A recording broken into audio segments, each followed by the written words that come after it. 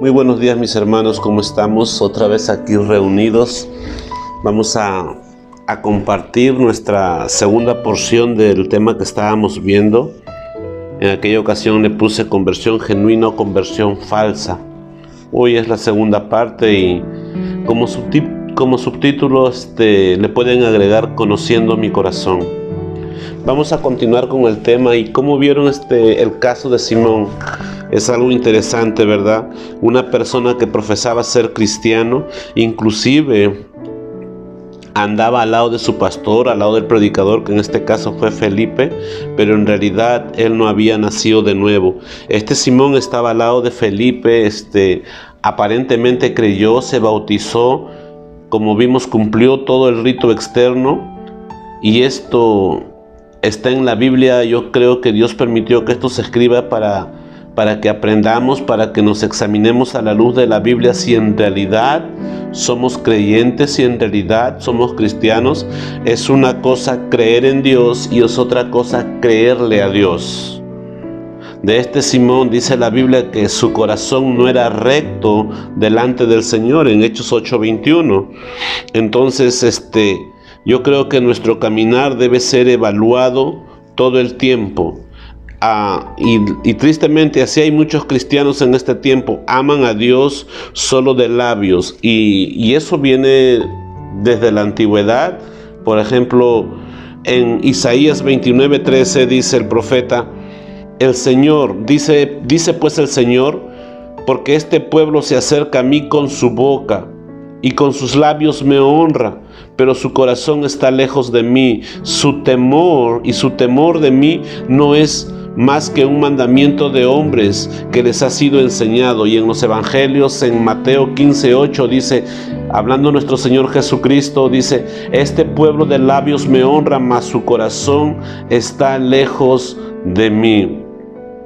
Bueno, analizamos esto y lo que dice el profeta es que en aquellos días la iglesia se llenaba quizás de gente, pero era más por temor al infierno que por amor a Dios. Era más por temor que por agradecimiento a lo que Jesús hizo por nosotros en la cruz del Calvario. Otros se acercaban quizás para que Dios cuide a tu hijo o a su hijo, para que Dios cuide a su marido, para que Dios cuide a su esposo o a su esposa, pero no por amor a Dios.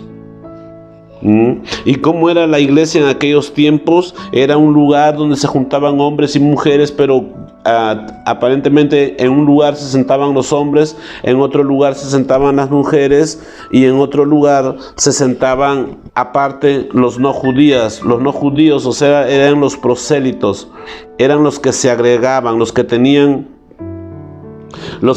de diferentes lados. ¿Qué tenían en común ellos? Ellos profesaban una fe en Dios, pero en realidad rechazaban a Dios. Por eso Dios le dijo al profeta: ellos de labios me honran, pero su corazón está lejos de mí. El enfoque de su corazón no era más que un acto sumamente religioso. No era un acto de agradecimiento a la obra redentora que hizo Jesús por nosotros en la cruz del Calvario, cuando sobre él se fueron todos nuestros pecados. Él fue el vicario de Dios. Él tomó nuestro lugar en la cruz. Él sustitutivamente se ofreció voluntariamente a llevar nuestros pecados. Entonces, mis amados, debemos evaluar a la luz de la Biblia si estamos en la fe que salva o estamos creyendo falsamente en una fe que no es válida. ¿Cuál es la evidencia que lo aman solo de labios? Hay que analizarse. Hay personas que dicen: yo amo a Dios, pero no buscan una relación personal con Él, no quieren compromiso con Él, no se involucran en su obra, escogen solamente los versículos que a ellos les agrada. ¿Y por qué pasa eso? Es porque en realidad no conocen a Dios. El motivo, yo anoté dos aquí, puede ser por causa de los expositores que solo enseñan el amor, Dios es bueno, Dios es amor, pero nunca enseñan el carácter de Cristo, no enseñan los atributos morales de Cristo. Y el otro motivo puede ser por un corazón rebelde que confía en sí mismo. Ellos se hacen para sí mismos dioses.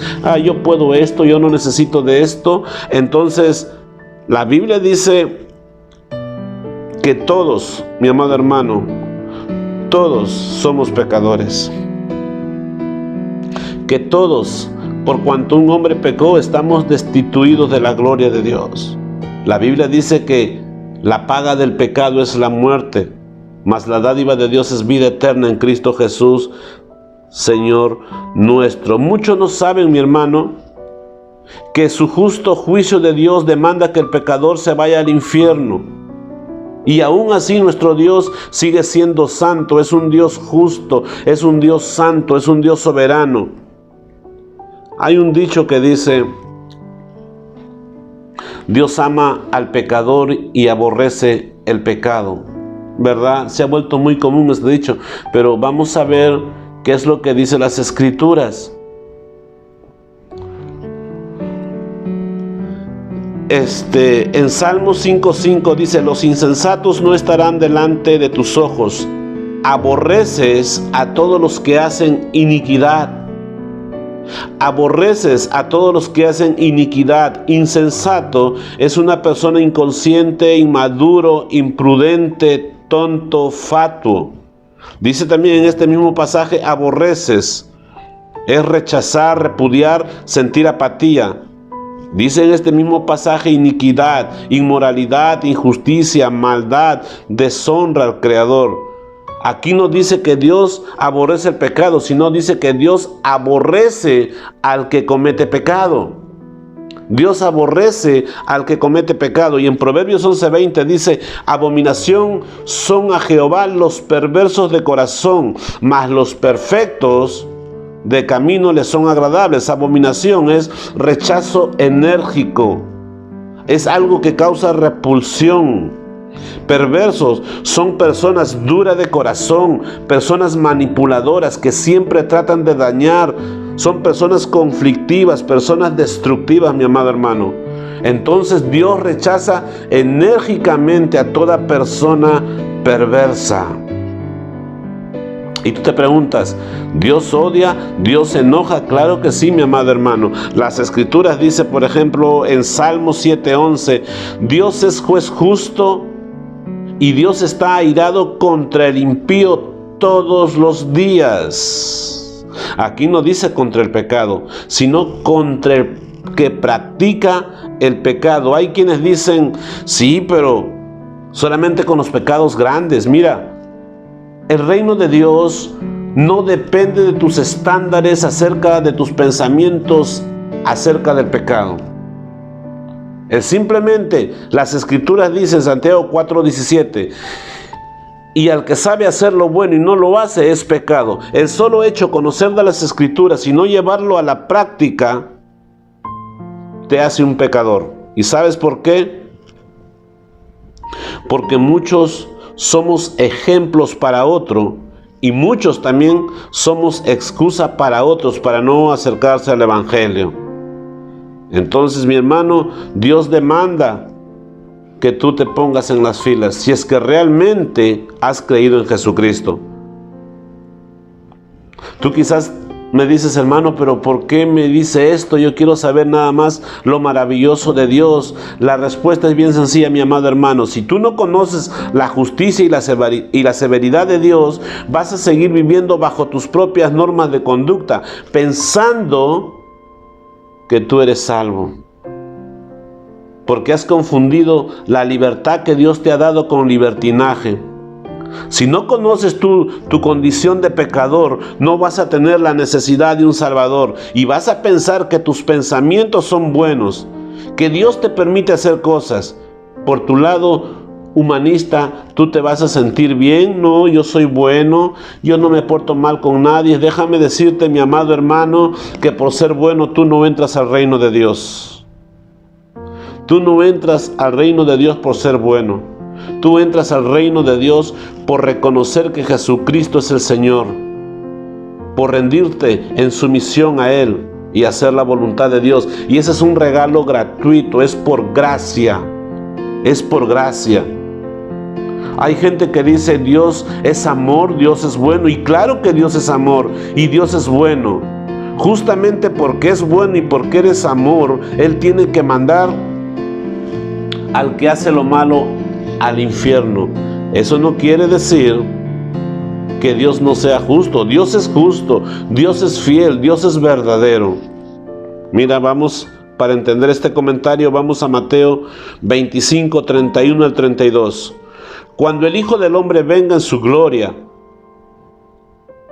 y todos los santos ángeles con Él, entonces se sentará en su trono de gloria y serán reunidas delante de Él todas las naciones, y apartará a los unos de los otros como aparta el pastor las ovejas de los cabritos.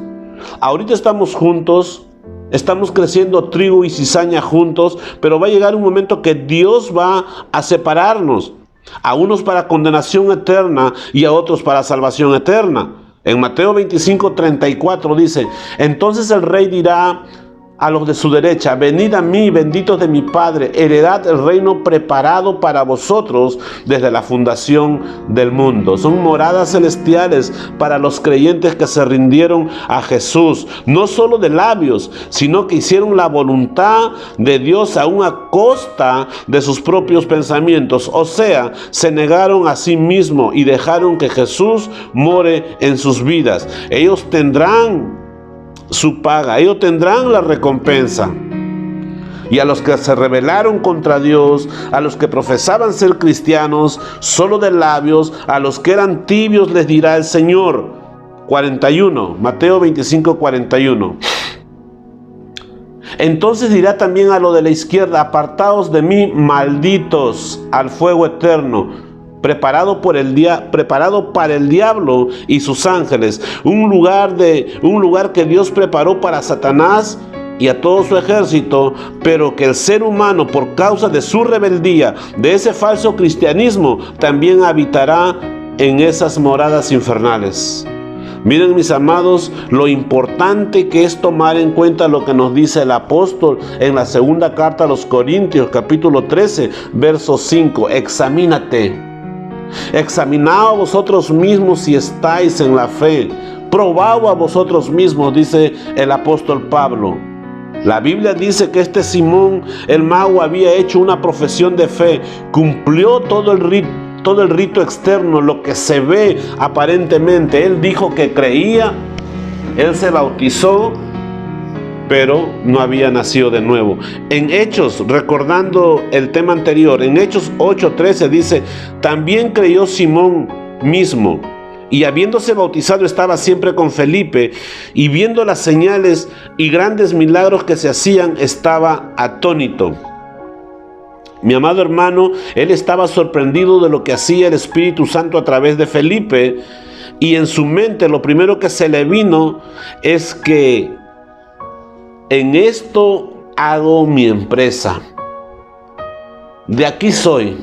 Me voy a hacer socio. Me voy a hacer apóstol de la prosperidad. Voy a predicar el evangelio que Dios te trajo para ser rico. ¿Cómo te das cuenta de ese pensamiento? Porque él ofreció dinero para tener el don del Espíritu Santo. En Hechos 8:18 dice: cuando vio Simón que por la imposición de las manos de los apóstoles se daba el Espíritu Santo, él ofreció ¿qué? Dinero. Yo quiero pactar contigo para tener esa unción. Déjame decirte, hermano, no hay dinero suficiente que tú tengas para poder comprar un favor de Dios. Ahí ves a Simón ofreciendo dinero. Él creo que se confundió. Simón pensó que Pedro y Juan eran apóstoles de la prosperidad o predicaban el evangelio de la prosperidad. Mira lo que le dice, diciendo: dame también a mí este poder para que cualquiera en quien yo impusiera las manos reciba el Espíritu Santo. Y viene un pensamiento a mi mente. Que dice Felipe, diciéndole a Felipe: acompáñenme, ore por mí, asesórenos. Y te aseguro que a Simón creo que nunca le dio una taza de té a su pastor Felipe. Pero cuando llegó un apóstol, hasta dinero le ofreció. ¿Sí te das cuenta eso? Le ofreció dinero. Lo bueno que Pedro y Juan no eran apóstoles de la prosperidad, eran apóstoles verdaderos de Cristo, llamados por Cristo. Y ningún apóstol de Cristo se vendió por dinero. El que se vendió por dinero le fue mal. El que vendió a Cristo por dinero le fue mal. En el 20 dices, entonces Pedro le dijo, mira cómo debe contestar un verdadero pastor. Tenemos el ejemplo de esos apóstoles. Tu dinero perezca contigo, porque has pensado que el don de Dios se obtiene con dinero. Tristemente, muchos estamos desarrollando la avaricia en el corazón del hombre, hablando temas de puro dinero. Amigo, nadie puede pagar favores de Dios con dinero. Aquellos que predican pacta con Dios, toma esta palabra, arrebata esta palabra, sella la palabra con tanto, son lobos disfrazados de ovejas, son mercaderes del evangelio, abusan de tu confianza basados en tu ignorancia. ¿Sabes por qué? Porque no lees las escrituras, no oras, porque no has nacido de nuevo. Así a ti se te hace más fácil, yo pago tanto. No, mi hermano, Dios es dueño del oro y de la plata. Una persona que no ha nacido de nuevo no tiene al Espíritu Santo y por tanto no tiene discernimiento de la palabra. En el verso 21 dice la respuesta de Pedro: tú no tienes parte ni suerte en este asunto, porque tu corazón no es recto delante de Dios. Tu corazón no es recto delante de Dios. ¿Acaso Simón no había aparentado que confesó a Cristo? ¿Acaso Simón no se bautizó? Claro que sí, pero no era genuino. Él seguía acumulando rencor, ambición por el dinero. Él quería ser glorificado. Él quería ser honrado. Él quería pagar dinero, ofreció dinero a los apóstoles, pero como les dije, ellos no eran apóstoles de la prosperidad, no predicaban el evangelio de la prosperidad, que en realidad es un falso evangelio. Lee Gálatas 1:8, 1:9, te vas a dar cuenta, y está la respuesta para los que creen en ese falso evangelio y para los que predican ese falso evangelio. Ahora, mi hermano, yo te pregunto a ti, ¿has examinado cómo vas en tu fe? ¿Has examinado a la luz de la Biblia si eres cristiano de verdad? Si no lo has hecho, mi hermano, te invito a que lo hagas. Pedro le dice: arrepiéntete pues de esa tu maldad y ruega a Dios que quizá te sea perdonado el pensamiento de tu corazón, porque en hiel de amargura y en prisión de maldad estás. ¿Sí se dan cuenta que este Simón practicaba, entre comillas, una fe cristiana? Cumplió todo el rito externo con su pastor, todo lo que se veía, pero su corazón no era correcto. Y el corazón del hombre no es correcto, ¿sabes cuándo, mi hermano? Cuando va en rebeldía contra Dios. La salvación o el nuevo nacimiento es una obra milagrosa del Espíritu Santo. Es una obra milagrosa del Espíritu Santo que viene a causa de la predicación del Evangelio, a causa de la palabra de Dios. A Dios le agradó salvar al mundo por la locura de la predicación. En primera la carta a los Corintios, capítulo 1, verso 21 dice: pues ya que en la sabiduría de Dios el mundo no conoció a Dios mediante la sabiduría, más bien agradó a Dios salvar a los creyentes por la locura de la predicación. En segunda carta a los Corintios 5:17 dice: de modo que el que está en Cristo, nueva criatura es. Las cosas viejas pasaron, he aquí todas son hechas nuevas. En el 18 dice: y todo esto proviene de Dios.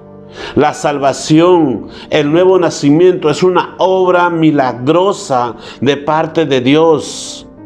Dios demanda que se proclame su evangelio, que se testifique que hay una oportunidad.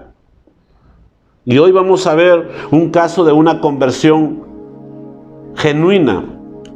Este hombre llegó a Cristo, o fue conocido por Cristo de una manera sorprendente. Este fue el eunuco de Etiopía y vamos a observar la diferencia entre ellos y el aprendizaje de Felipe. Felipe predicaba a las multitudes en Samaria y ahora Dios lo envía al desierto a seguir predicando. En Hechos 8:27 dice: entonces se levantó y fue, y sucedió que el etíope, un etíope eunuco, funcionario de Candace, reina de los etíopes, el cual estaba sobre todos sus tesoros, había venido a Jerusalén para adorar. Este eunuco era un hombre diligente, pero también preparado. Yo pienso en lo particular que él conocía toda la ley. Él tenía confianza en que si perseveraba en este caminar, Dios podía hacer algo con él. Él tenía una fe.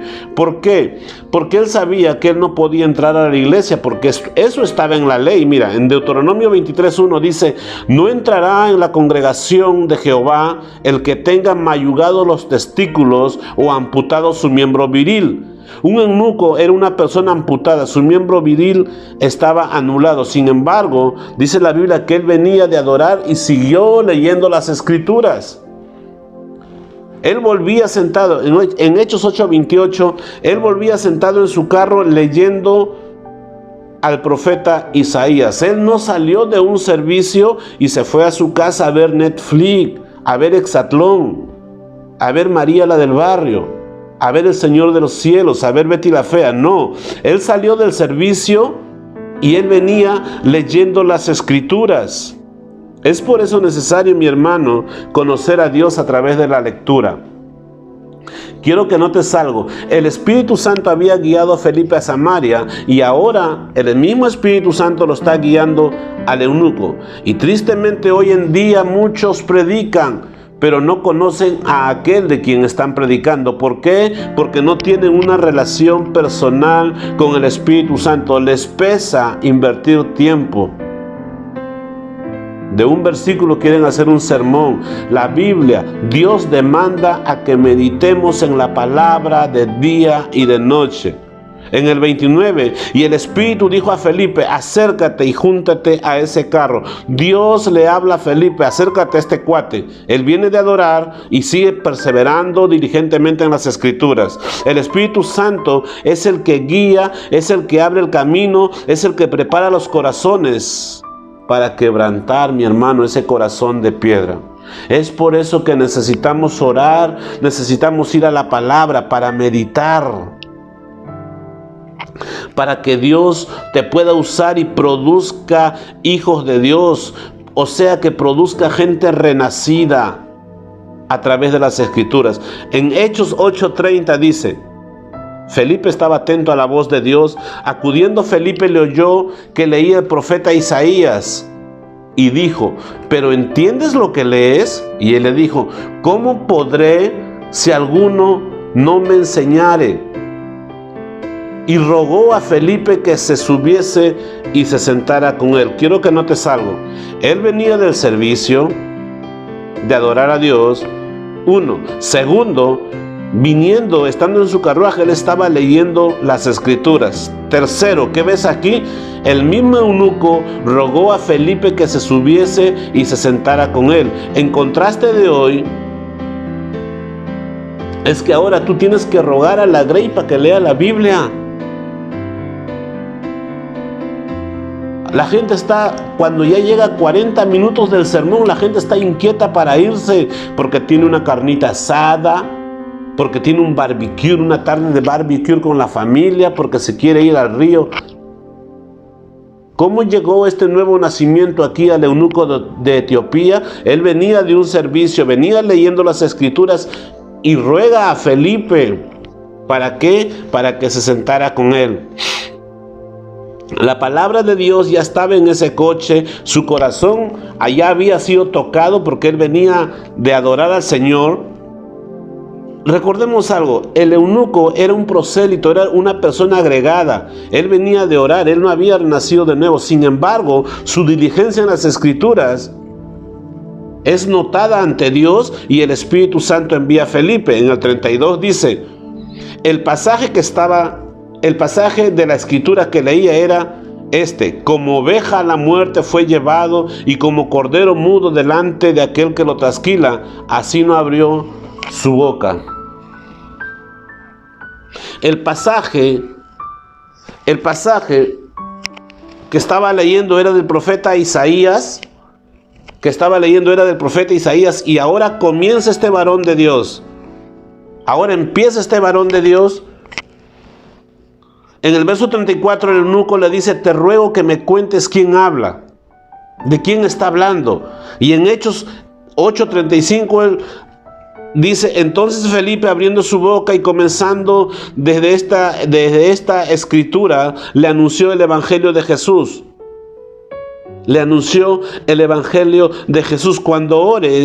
Cuando eres obediente, mi amado hermano, el Espíritu de Dios te guía y Él tomará las cosas del Señor y las pondrá en tu vida y te convencerá del pecado.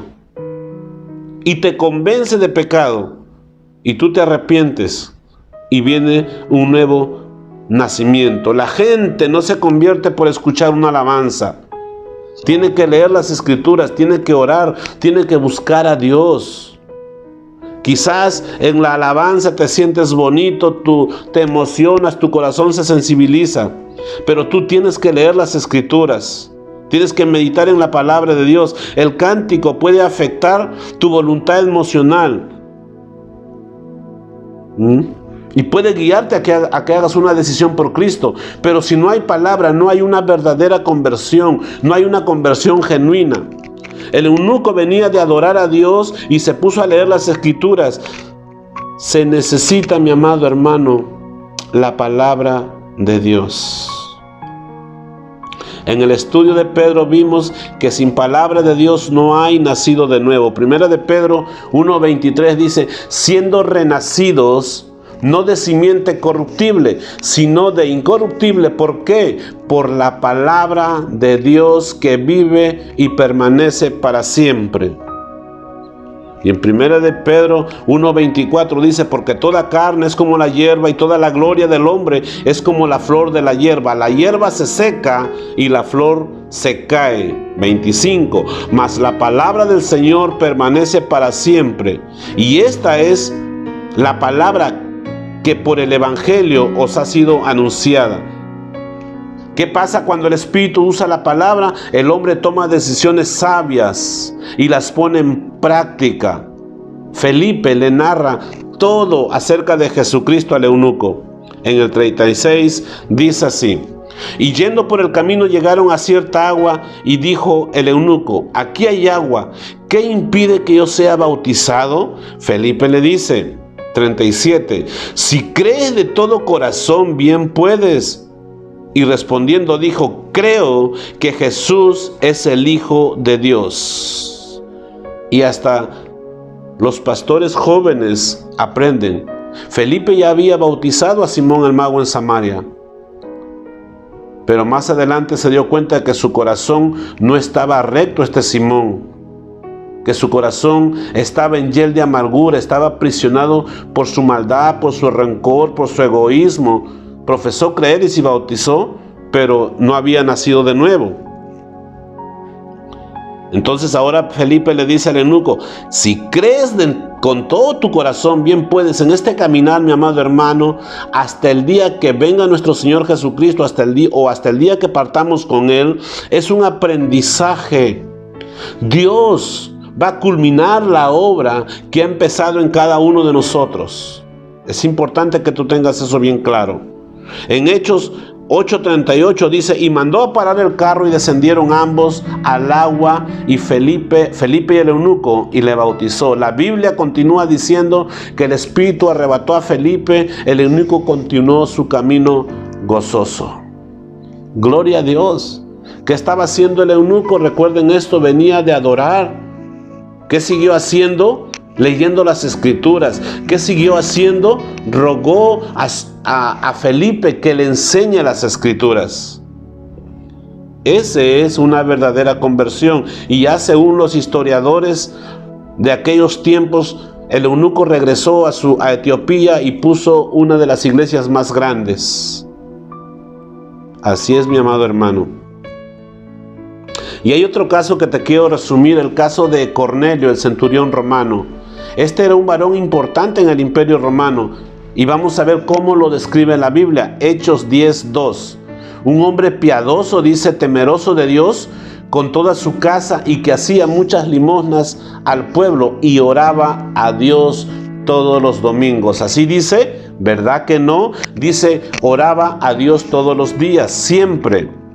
Este vio, dice claramente en una visión, como a la hora novena del día, que un ángel de Dios entraba donde él estaba y le decía, Cornelio.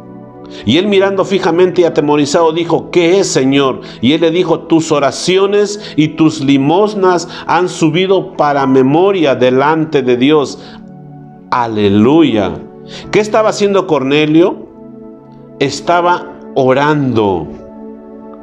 Era un hombre que practicaba la piedad, tenía una relación con Dios, no solo de boca, sino que también él daba lo que le tenía que dar a Dios, al César lo que es del César, y a Dios lo que es de Dios.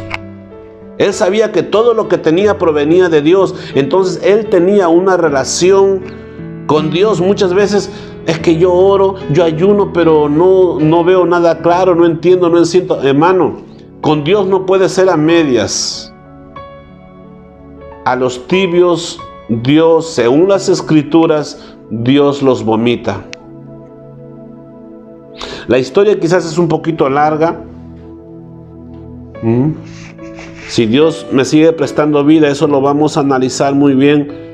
Ya como estamos siguiendo ya en el libro de los Hechos, pero aquí es un resumen para entender realmente un nuevo nacimiento. En Hechos 10:44, mientras aún hablaba, dice Pedro, Cornelio mandó llamar a Pedro, que estaba en la casa de Simón el curtidor, y él viene y le predica a Simón, y dice, mientras aún hablaba Pedro estas palabras, el Espíritu Santo cayó sobre todos los que oían el discurso.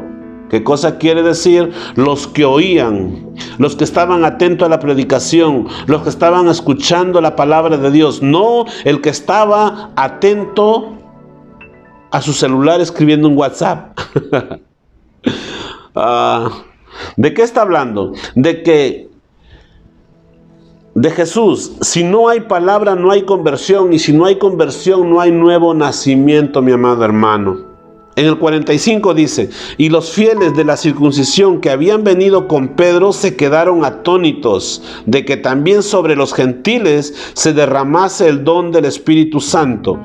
Porque los que oían hablaban en lenguas que magnificaban a Dios. Quiero que notes algo, tu oración, gloria a Dios si Dios te da algo, pero tu oración debe ser para exaltar el nombre de Dios, para glorificar el nombre de Dios. Pero tristemente, hoy vamos a la intimidad, vamos a pedirle, a demandar, y nunca le decimos a nuestro Señor cuán grande es Él, cuán grande es Dios. Gracias por esa muerte sustitutiva en la cruz. Gracias porque te llevaste mi pecado, Señor. Gracias, te alabo, te honro, te sirvo. He determinado que mi casa y yo te serviremos.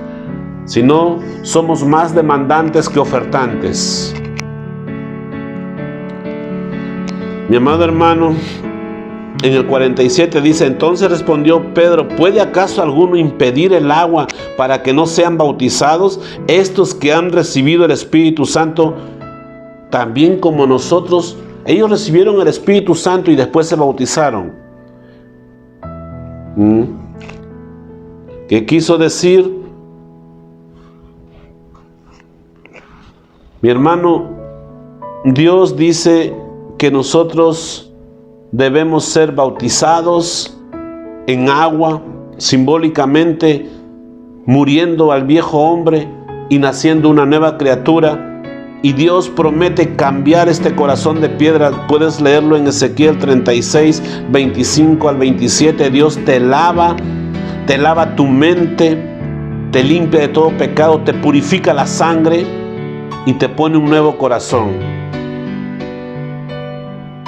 ¿Qué hizo este sacerdote de ese hogar? En el caso de Cornelio, él oraba, dice, daba limosnas a la iglesia, era un hombre piadoso, era buen testimonio para su familia. Como sacerdote, mi amado hermano, tú tienes que ser diligente en la palabra. Como sacerdote de tu hogar, tú debes llevar a tu familia a sentarte a meditar en las Escrituras.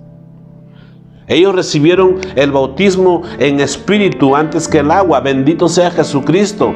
Para Él es la gloria. Y 48 dice, y mandó a bautizarles en el nombre del Señor Jesús. Entonces le rogaron que se quedase por algunos días. ¿Qué ves en ambos casos? En el eunuco de Etiopía y en Simón. Los dos eran diligentes en la oración, los dos oraban, los dos meditaban en la palabra, estaban dispuestos a escuchar la palabra, estaban atentos a la palabra, mi hermano. Si una persona no crece espiritualmente, mi hermano, es porque viene al servicio por un acto sumamente religioso, pero su mente está pensando en el fútbol. Su mente está pensando en los negocios. Su mente está pensando en otras cosas, menos en la palabra de Dios. Cuando venimos al servicio hay que estar expectantes a la palabra de Dios, atentos para que Dios se glorifique, mi hermano. Toda la gloria le pertenece a Jesucristo. Espero, mi hermano, que este mensaje nos ayude a reflexionar acerca de nuestra fe, a evaluar nuestra fe si realmente estamos en la fe salvífica, en esa fe que salva. Debemos evaluarnos a diario, analizarnos, juzgarnos nosotros mismos. En la forma de juzgar que estoy hablando es de evaluarte, analizarte. Dios te bendiga, mi hermano. Amén.